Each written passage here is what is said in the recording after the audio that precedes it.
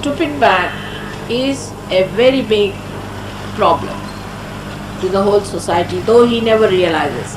He thinks I have managed the show, I am the most successful person. But when the history is over, people talk about him as the greatest stupid person ever born on this earth. Like one Mr. Idi Amin, who is supposed to be of what place is? Now he is not there, but he was Prime Minister of Uganda. Now he was a real idiot. When you could see the way he used to talk and all that, he was an idiot. And he said that the people of my country should be called as from my name, because you see I am the one who represents this country. So somebody suggested that it's all right, but how should we call? Like from Cyprus, people are called as Krypton.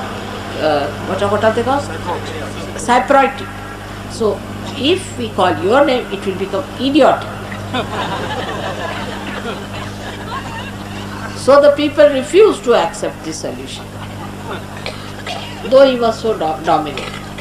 So there was another one who made shoes out of pearls. See, horrible nonsense for his marriage. I don't know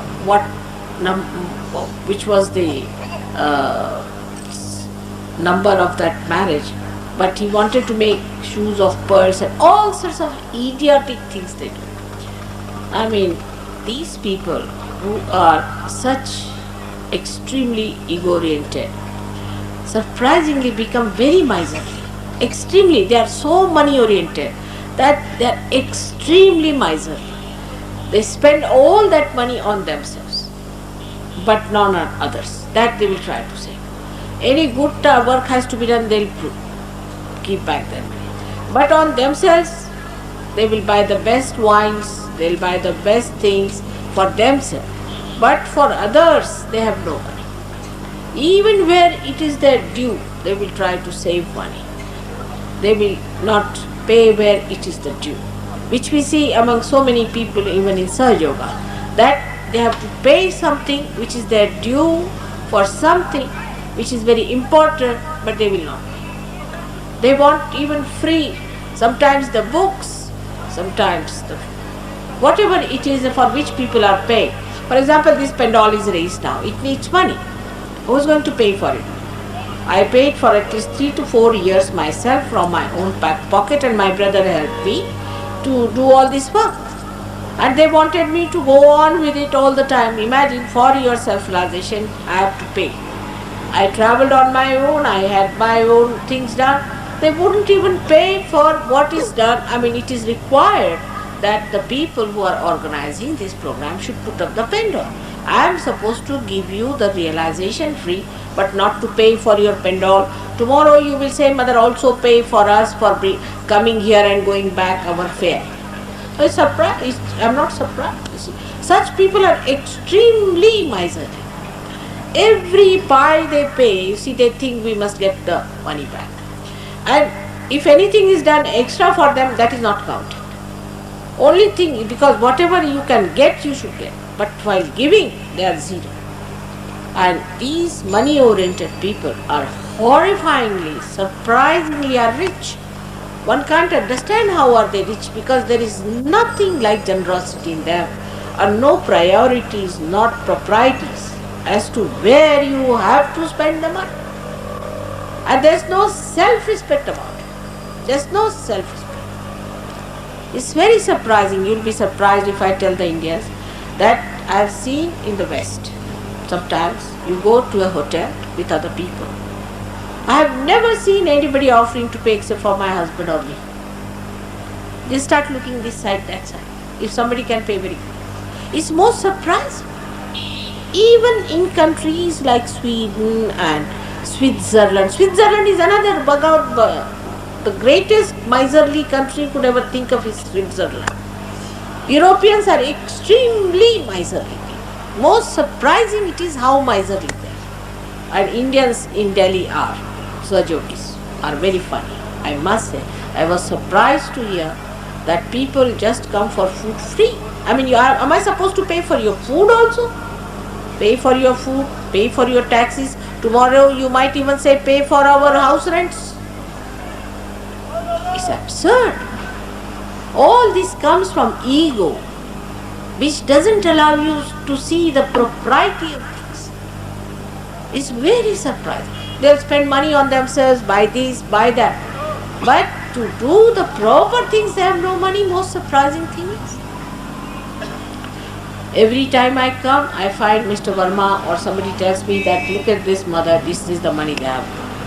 So every time I have to pay out of my pocket to fill up the gap, all these things. Every time, maybe this year also.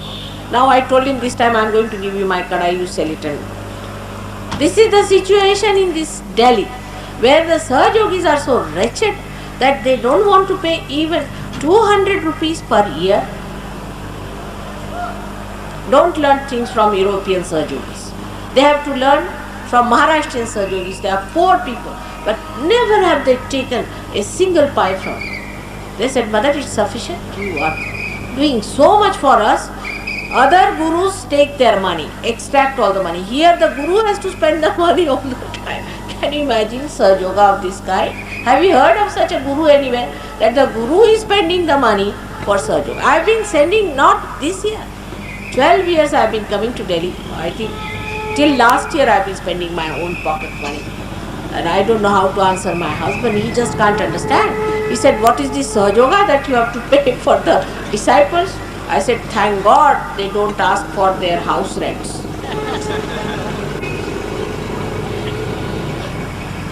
It's a very shameful situation. I must say it's a very shameful situation.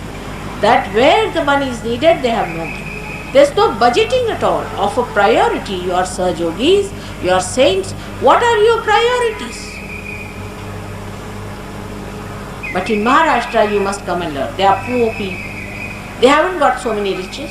You won't see so many cars in Maharashtra. There are hardly 1 or 2 people who have cars in Maharashtra. But never such a problem comes up there, whether you go to villages or to the cities. Nobody makes up an account because the whole account is, we have to pay for this, electricity, this, that, all has to be paid through my pockets. That's why I am talking to Sahajogis today. So European Sahajogis also have to tell them that they have to behave themselves a little better. This is not the way to behave towards money. It's a shameful way that I have heard that European Sahajogis, some of them, are behaving in a very shameful way. It's not correct. It's not a good thing. So this is the right-sided stupidity. You know, any Kanjush man you meet, you just laugh at him, isn't it? There are so many stories of Kanjushas. So, the Kanjush and the lazy, which one would you prefer? I don't mind a lazy man, but a Kanjush, God save me. Whatever you may do for them, you see, a Kanjush has no sense of shame. No sense of shame left in him. He doesn't understand what he's doing. It's so surprising sometimes that the Kanjush people have forgotten that their spirit is the most important thing, and they should not save money where it concerns self-realization, organizing.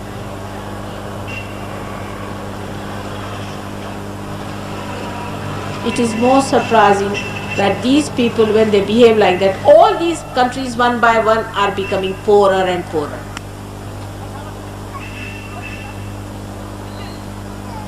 The more you are worried about money, the worse it becomes. Of course, I don't need any money. You know already, I don't know how many thousands I have spent out of my own pocket so far. But the problem lies that nobody understands that it's a shameful thing that a guru has to spend for you. Now, that's why I said today I want to talk to the Sahajogis of Delhi.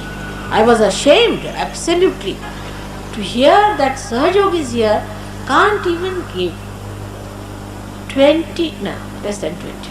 18 rupees per month. 18 rupees per month. Those who cannot afford is alright.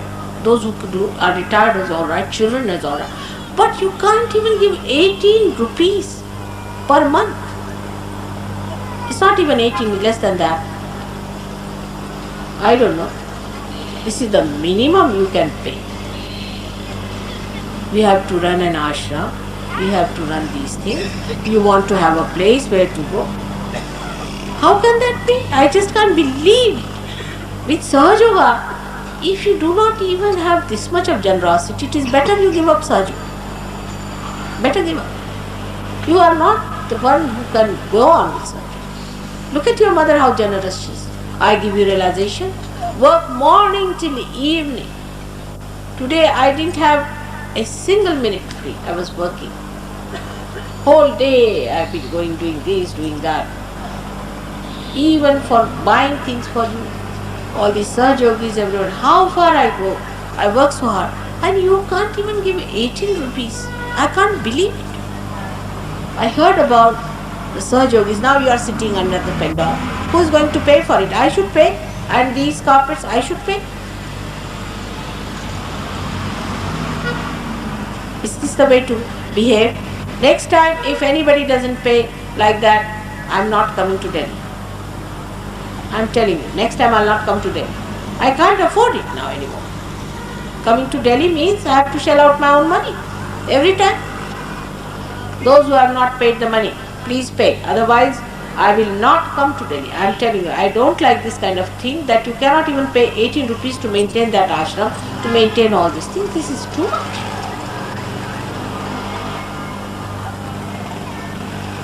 Now, will you please try to understand that you have to be of a caliber to be a Sahaja Yogi. You cannot be just a Raddad person from the road who can become a Adishakti's son, can you?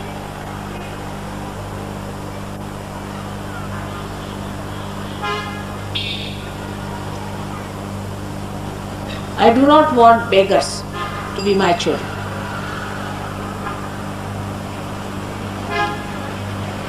Will you please now all of you decide today that no more of this talk I will have to do. This is the last time I am telling you. It's a shameful thing. And in the history it will go down that mother stopped coming to Delhi because every time she went there she had to shell out money from her pocket.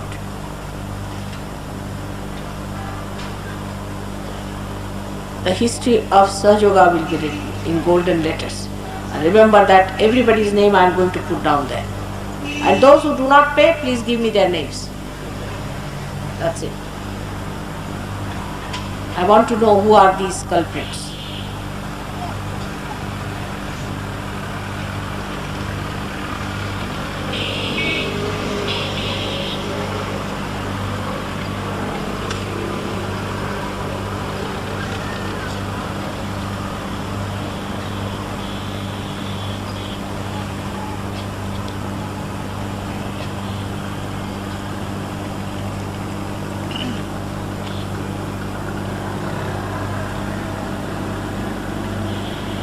और जो लोग कंजूसी करेंगे उनके साथ भगवान भी बहुत कंजूसी कर सकता है.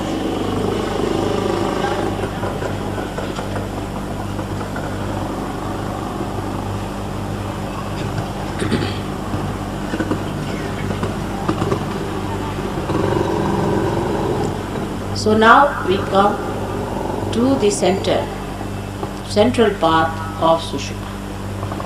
The central path of Sushumna is for the people who are in the center. The people who have their proper understanding and who have got their wisdom. These people are extremely generous. You take any guru, Sadguru, take anyone, take Nanaka, take Kabira, or take Tukarama. Tukarama, his children asked him that you get us some sugar cane. So he was walking, and one gentleman who was his master, whose field of sugar cane he was looking after, gave him lots of sugar. So he was coming home, and all the children started asking, give me one sugar cane, one sugar cane. He gave everything. He came home, he had no sugar cane for his own children. They suffer from over generosity. They are so generous you can't imagine. You should ask people who have known me in that aspect. Generosity is the only way you can express your love to others. I have told you before also. All your material wealth and everything has no meaning unless and until you show generosity for the people. But it should be quiet and it should be absolutely silent. I have seen that it's nice to oblige somebody who comes to our house. Indians are very good at it. Please have your food, this, that, because just to impress. Later on they'll take out some work from that person or something. But there is no genuineness about it. Anybody who comes, just help. Doesn't matter. Any great cause, what can be the greater cause than this work of God that I am doing? And there I find you people behave like this. Now where are you going to spend your money?